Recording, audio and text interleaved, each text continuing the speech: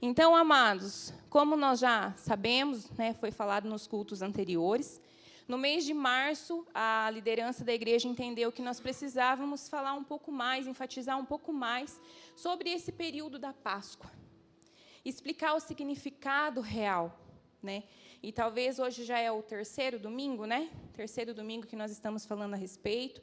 E alguns textos, talvez a gente está ouvindo desde o primeiro domingo e você pensa, nossa, mas de novo esse texto.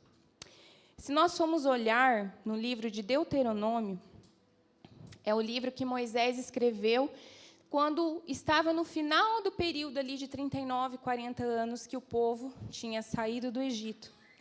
E, no livro de Deuteronômios, mais de 20 vezes, ele falou ao povo repetidamente, assim o Senhor Deus nos tirou do Egito, e repetiu tudo o que tinha acontecido para o povo que já tinha participado, para as crianças, para os adolescentes que nasceram, para os adultos que nasceram no período ali. E quando eu li isso, eu me perguntei, Senhor, mas por que tanta repetição? Por que tanta repetição? Por que ficou repetindo tanto? Você lê ali, é a mesma coisa, repetindo, repetindo, repetindo, repetindo. Porque o nosso cérebro grava e usa aquilo que está diariamente conosco. É, né, Fran? Nossa psicóloga aqui, eu vou falar umas coisas hoje. Às vezes eu preciso da ajuda dos universitários, dos profs aí. A universitária vai precisar, talvez. E é a mesma coisa assim. No guarda-roupa, as coisas que a gente usa mais, aonde que elas estão? Qual é a posição? Do dia a dia. Que a gente usa aquela calça que a gente gosta, aquela camisa que a gente gosta mais, a gente está ali, sempre acesso. Um acesso rápido, um acesso fácil. Os calçados que a gente usa também para o batidão do dia a dia, tá? De fácil acesso. Os sapatos de salto. Tem mulheres que usam bastante salto, né? Eu sou mais do tênis, nessa minha fase, do auge dos meus 35 anos. Mas a gente geralmente deixa de mais fácil acesso. E para o nosso dia a dia, para a gente ir diariamente, o Senhor deixa as ferramentas. Ele deixa Provérbios 31, para que cada dia a gente tenha a orientação do dia. E, além disso, ele deixa outros textos que a gente pode incluir. Comece lendo, se você não tem o hábito de ler diariamente, leia Provérbios. Os 31 dias, né? Não 31. Os 30 dias ali, os 31 dias. Leia um por dia. Depois que você conseguir instituir esse hábito, coloque outro texto, outro livro, um evangelho, depois vai para Atos e vai incluindo mais ferramentas. A gente, na hora do almoço, não come só feijão. A gente coloca outros alimentos no prato. E da palavra a gente tem que se alimentar cada vez mais, porque é ela que nos sustenta. Então, para falar de Páscoa, nós vamos voltar novamente, lá no início, lá em Êxodo. E para falar de Páscoa, a gente vai falar de qual era a realidade daquele povo. A realidade do povo era que eles eram escravos. Tinha vindo José, que foi um homem temente, que foi um homem que teve as qualidades que o Jaime comentou que um bispo da igreja deveria ter. Um homem íntegro, um homem correto, um homem justo, um homem obediente, um homem que evitava conflitos. E de José vieram os irmãos que habitaram no Egito, as 12 tribos, que formaram a grande nação de Israel. A palavra nos mostra que quando os israelitas saíram do Egito, fala o número de homens, eram cerca de 600 mil homens, mas estima-se, junto com mulheres, junto com crianças, junto com jovens, que tinham mais de 2 milhões. 2 milhões de pessoas nasceram daqueles 12 homens. Então, a realidade daquele povo, quando trocou o governador, que não conhecia mais quem tinha sido José, e o que José, através de Deus, tinha feito pelo povo do Egito, começou a ver aquele povo crescer, aquele povo multiplicar, e o que ele fez? Escravizou o povo, por medo. Porque é isso que o maligno faz. Ele oprime aquilo que ele não pode dominar. Ele começa a lançar a opressão.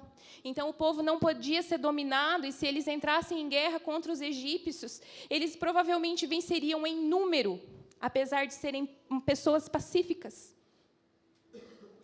Então, os egípcios começaram a oprimir. E hoje, muitas vezes, se você está passando por algum momento de opressão, é porque o maligno não está conseguindo mais segurar você preso naquelas amarras que ele tinha lançado. Então, ele lança a opressão para te manter debaixo do jugo. E o povo lá, naquela realidade, foi passando uma geração, 2 gerações, 3 gerações. Os homens de antigamente viviam muito mais do que hoje, então, 400 anos de escravidão, no mínimo 4 gerações. 4 gerações. No livro de Reis, se nós formos ler, olhar, observar, conta a história dos reis que assumiam e como eles procediam. E muitas das vezes, raras eram as exceções. Assumia um rei, o reinado era passado do seu filho, e do seu filho para o seu filho, e do seu filho para o seu filho. E, geralmente, um rei que havia sido mau, o seu filho, quando assumia, era pior do que o pai tinha sido.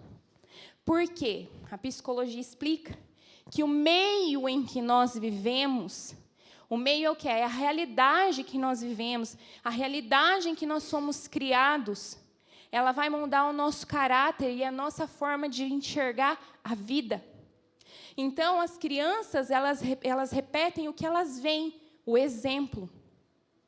Então, aquelas crianças cresciam e vendo um pai que era um rei corrupto, que não temia a Deus, se tornava um rei corrupto, que não temia a Deus.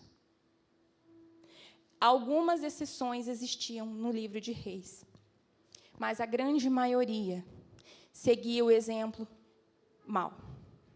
E assim o povo era do tataravô, do bisavô, do avô, do pai, uma geração inteira, 4, 5 gerações de escravos. E essa era a realidade deles. Eles não sabiam ser outra coisa a não ser escravos, presos, cativos. E a palavra nos diz que os egípcios eram duros, eram maus, eles oprimiam com veemência os hebreus. Eles colocavam um peso muito grande sobre os hebreus. E aí aconteceu algo. Aconteceu algo que está lá, que se cumpriu na vida deles, mas que está lá no livro de Romanos, capítulo 12, versículo 2.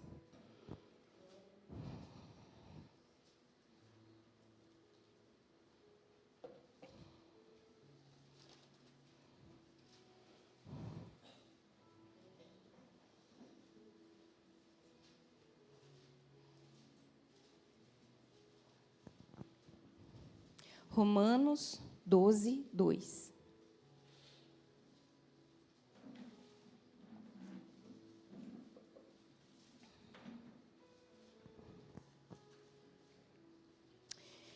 E não vivam conforme os padrões deste mundo, mas deixem que Deus os transforme pela renovação da mente, para que possam experimentar qual é a boa, agradável e perfeita vontade de Deus. Amém? Então, aconteceu que aquele povo que era cativo, que era escravo, experimentou isso daqui, sem nem ao menos saber. Vamos lá no livro de Êxodo agora.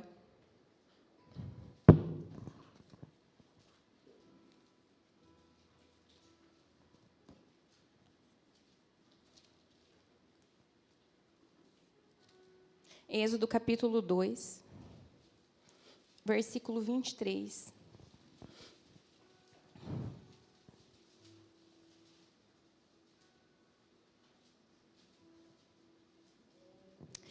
Decorridos muitos dias, o rei do Egito morreu. Os filhos de Israel gemiam por causa da sua escravidão. Eles clamaram, e o seu clamor chegou até Deus. Deus ouviu o gemido deles e lembrou-se da sua aliança com Abraão, com Isaque e com Jacó. E Deus viu os filhos de Israel e atentou para a situação deles. Mas vocês podem estar se perguntando, mas o que tem a ver transformar a mente? E o povo orou e clamou e gemeu. O que tem a ver uma coisa com a outra? Tem a ver que eu tenho certeza que no meio daquele povo tinha alguém que ficava replicando a história de Moisés, que ficava replicando e falando, nós temos um Deus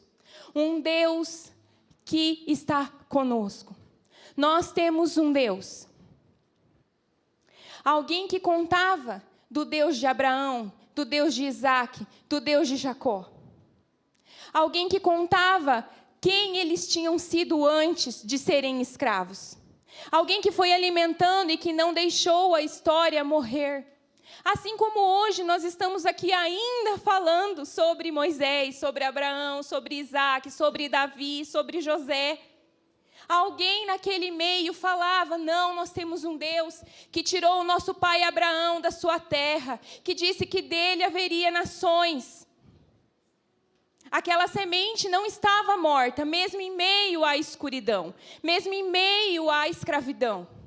E esse povo, então, se levantou, saiu daquela realidade de escravo e começou a clamar. Eles clamaram, eles choraram, eles pediram, eles imploraram, e esse clamor que chegou até Deus. Eles se permitiram que aquela semente que alguém deve ter plantado, porque eles conheciam o Deus, eles sabiam a quem eles tinham que procurar, a quem eles iam orar, por quem eles iam orar. No meio de tantos deuses egípcios, eles sabiam que existia um único Deus, um único Senhor, e que somente Ele poderia tirar eles daquela situação. Mesmo que toda a realidade, todo o meio, que todas as circunstâncias dissessem ao contrário. Eles permitiram que aquela verdade entrasse no coração deles. E a partir daquele momento eles tomaram uma posição.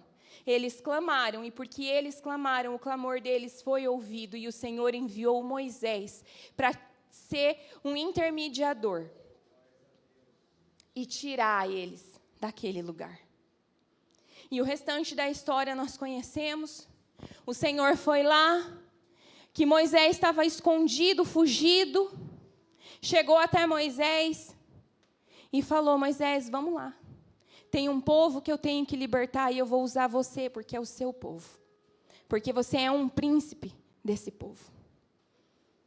E Moisés também permitiu que o seu entendimento fosse transformado, porque ele olhava para ele e ele dizia, eu não sou nada e eu não sou ninguém, eu nem sou bom de fala, eu tenho a língua pesada, eu não consigo, eu não dou conta. E ele permitiu que o Senhor mostrasse para ele, eu estarei contigo e é por isso que você vai dar conta. Eu estarei contigo e é por isso que você vai falar com Faraó. Eu estarei contigo e é por isso que eu vou operar sinais através de você. Porque não é você que vai fazer, sou eu através de você. E ele permitiu que o entendimento dele fosse transformado pelo Senhor. E então, o povo foi para o Egito. Saiu do Egito, foi para o deserto. Só que o que acontece naquele deserto? 40 anos.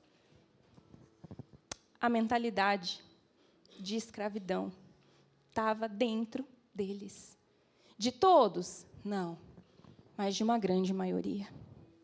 Toda vez que eles estavam diante de um desafio, o que eles faziam? Eles tentavam dar um passo para trás e se enfiar dentro da concha.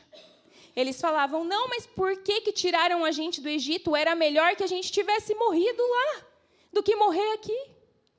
Por que foi tirar? E muitas vezes é isso que acontece, a gente dá passos de fé com Deus, e quando o negócio aperta, a gente quer voltar para a nossa zona de conforto, mas que não era confortável. Não é confortável. A gente quer voltar para aquele lugar que a gente conhece, que é ruim, mas que a gente já sabe lidar. A gente quer voltar para aquele lugar que nos causa dor, que nos causa desconforto. Eles preferiam ser escravos dos egípcios do que ser escravos de Deus. E hoje, muitas vezes, nós estamos assim, preferindo estar escravos do pecado, escravos dos traumas que nós sofremos, em vez de permitir que o Senhor entre na nossa mente. Tem versões que dizem assim: permita que o Senhor entre e transforme a sua mente, para daí sim você poder aproveitar a boa, agradável e perfeita vontade de Deus.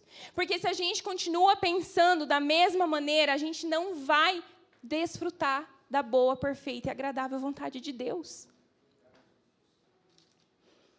E é só através dele, amados. É só através dele. E ele é tão maravilhoso que ele deixa ferramentas para que a gente use. A nossa mente, ela é formada por janelas de memórias. E nós temos as janelas. Cadê o nome das janelas para mim não esquecer? Nós temos as janelas light, as neutras primeiro. As janelinhas neutras são daquelas informações que a gente tem do dia a dia. O número da rua, o número da padaria, o dia do aniversário do fulano, a senha do banco. Então, são janelinhas neutras que ficam lá, que a gente usa no dia a dia. Nosso cérebro também tem as janelinhas light. As janelinhas light são daqueles momentos, sabe, que assim, a gente tem aquelas lembranças boas, daquela viagem que a gente fez, daquele jantar em amigos, daquela experiência que nós tivemos com as crianças. São aquelas coisas que nos trazem esperança, sabe? Que traz refrigério para o nosso coração. Mas nós temos janelinhas chamadas killer. Essas janelinhas, quando a gente ouve, né, serial killer, são o quê? São assassinos em série. Então, essas janelinhas que ficam armazenadas dentro do nosso cérebro, são janelinhas que despertam memórias assassinas. Memórias que nos travam, memórias que não permitem que a gente siga adiante, que a gente experimente a vontade de Deus. Então, lá quando o Senhor foi conversar com Moisés, tinha a janelinha killer lá, o Senhor chamou: vem, Moisés, você vai falar. Provavelmente Moisés já tinha tido várias experiências que não tinha dado certo ele falar. Então, automaticamente, aquela janelinha abriu no cérebro dele e ele falou: não, eu não dou conta disso, não. Isso aí não é para mim, não. Provavelmente, quando o Senhor nos chama para fazer algo que vai tocar em uma área que a gente teve um trauma, essa janelinha, ela abre. E aí, o que a gente faz? A gente trava e a gente quer entrar no casulo. E agora vocês devem estar se perguntando: o que essa menina está falando tudo isso? O que isso tem a ver com a Páscoa? Tem tudo a ver, amados. O que é a Páscoa? O que foi a Páscoa lá no Egito? A Páscoa foi quando o cordeiro foi preparado para que houvesse libertação. A Páscoa, ela precedeu a libertação do povo. Por que Jesus morreu, amados? Para que houvesse libertação, para que houvesse salvação. E o que ele disse que ele veio trazer? Eu vim trazer vida, e vida em abundância. Só que a gente não consegue desfrutar essa vida em abundância que o Senhor conquistou para nós na cruz, se essas janelinhas não forem transformadas na nossa mente. E a única pessoa que pode transformar essas janelinhas é o Senhor. Então, hoje, muitas vezes, a gente louvou lindo aqui. Usa-me como um farol. Aonde é que o farol fica? Qual é o momento que ele é usado?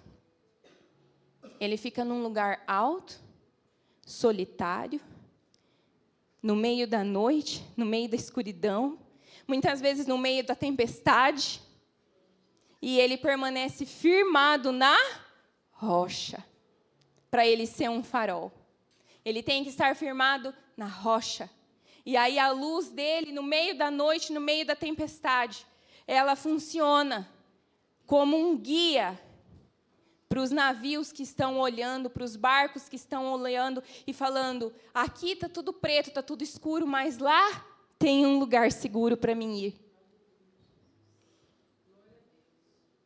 O Jaime ministrou sobre as qualidades que tem que ter um bispo, que tem que ter um homem cristão, uma mulher cristã. Só que nós não conseguimos fazer isso e desfrutar disso que Jesus conseguiu, alcançou por nós, na cruz, na Páscoa, no seu corpo, por nós mesmos. A gente não consegue ser honesto por nós mesmos, nem verdadeiros, nem perdoadores. A gente não consegue tratar as pessoas sem acepção, se a gente não estiver debaixo do senhorio de Cristo. A gente não consegue desfrutar de tudo isso se a gente não estiver debruçados no altar do Senhor. Se o nosso coração não for um altar. Isso é a Páscoa. É a gente viver essa liberdade que o Senhor alcançou por nós. Só que muitas vezes a gente começa, até a pastora Solange comentou algo a respeito disso no culto de sexta-feira das mulheres. Quantas vezes a gente já entendeu? Às vezes a gente está sentado aqui, a gente já escutou a palavra várias e várias vezes e a gente sabe que tem uma área na nossa vida que está errada. Pode ser no nosso temperamento, pode ser no relacionamento com um irmão, pode ser numa falha de caráter, mentira. E a gente já sabe. E aí a gente vai e fala, não, a partir de hoje eu não vou mais ter esse tipo de comportamento.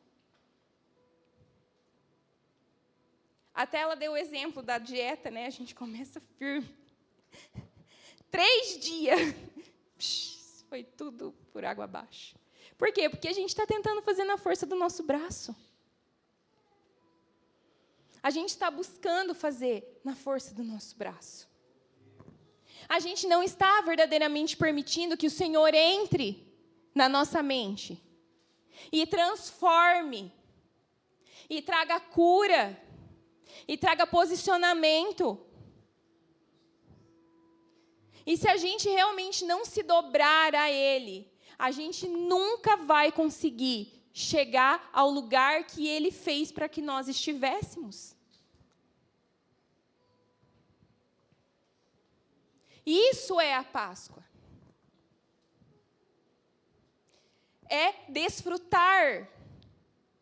Há um tempo atrás eu estava orando e eu falei, Senhor, a Tua palavra me diz que o Senhor deixou para mim disponível vida e vida em abundância, e eu não estou vivendo isso, por quê? Eu quero viver isso. E aí Ele me mostrou, você não está vivendo isso? Porque você está fazendo isso, porque você está fazendo isso, porque você não deixa eu tocar nessa área aqui. Porque você quer fazer do seu jeito, não do jeito que eu quero que você faça.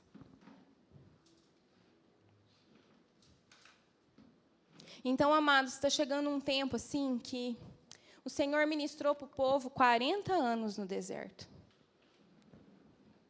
E de todos aqueles milhões que saíram, somente Josué e Calebe entraram na terra prometida. Entraram na Canaã. Puderam desfrutar dessa vida, desse lugar que tinha abundância. Somente 2. Porque eles permitiram que o Senhor entrasse e transformasse. Porque todos os espias que foram com eles olharam lá e falaram, não, isso daí não vai dar certo. Eles são gigantes. A gente não tem a mínima condição de vencer eles. Vamos ficar quieto aqui. E eles falaram, não. Nós estamos indo pelo Senhor. Vai dar certo sim. Davi permitiu que o Senhor transformasse ele. Tirasse ele, o menininho lá, que nem nome tinha. O pai dele falou assim, tem mais um lá. Nem nome o Davi tinha para o pai. Tem mais um lá. Está lá cuidando das ovelhas lá. E quando ele chegou diante de Golias, ele falou assim, mas eu estou indo em nome de Deus, do Deus vivo. Quando o sacerdote chegou lá, em nenhum momento ele questionou, falou assim, não, mas eu sou só um cuidadorzinho de ovelha. Ele recebeu. Então, nessa noite, o Senhor está falando assim, às vezes Ele já está falando com você há dias, há meses, há anos, há cultos e cultos e cultos, e falando assim, ó, eu tenho isso daqui para te entregar, eu tenho vida em abundância para te entregar. Até quando tu vai ficar com o coração fechado para mim? Até quando que tu não vai desfrutar da vida em abundância que eu estou te oferecendo? Até quando que você vai viver na idolatria?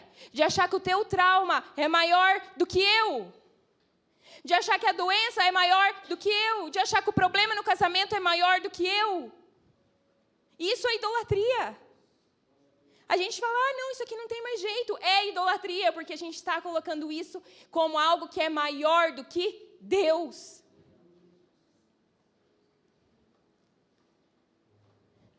Amados, não tem como a gente alcançar a estatura de varão perfeito se a gente não estiver com o nosso coração quebrantado.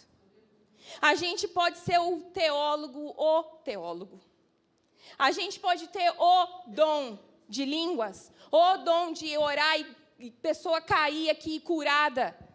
A gente pode ter o dom de ministrar. Só que o Senhor, Ele quer o nosso coração.